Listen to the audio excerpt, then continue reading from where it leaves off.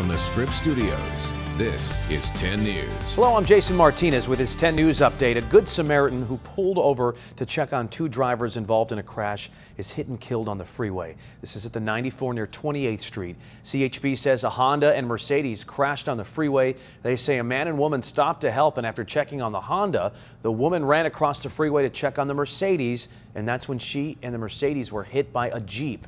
The woman died at the scene. The couple in the Mercedes and the driver of the Jeep were all taken to the hospital. Sheriff's deputies are investigating after a woman was shot in the head at a gas station in Fallbrook. It happened just before 1 this morning. Witnesses did CPR on the woman to try to save her, but she died at the hospital. Deputies are looking for the shooter. And a dozen suspicious fires starting across the East County overnight. A couple even pulling over to the side of the road to try to put one of those fires out using water bottles and soda and couch cushions even to put that fire out. This is on Lake Jennings Road. Now the couple says they actually saw a shirtless man leaving the area where the fire started. Fire crews got there, they put it out, and at the same time, firefighters were battling another fire nearby. They're investigating the fires and looking for a possible suspect. Classes at St. Rose of Lima Church in Chula Vista all canceled, and service is postponed as well after a man was arrested for making a threat. Police say that Tom Escajeda called the church earlier this week saying he was going to harm people at today's All Saints Day Mass.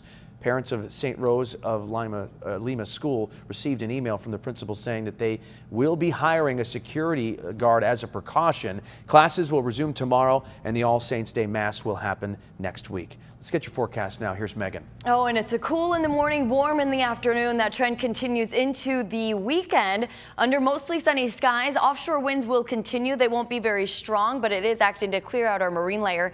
We'll be in the 70s with a few 80s along our coastline, mid 80s for our inland neighborhoods, 60s in the mountains with 80s in our deserts, about 86 degrees in Santee, 72 for La Jolla and Mission Beach.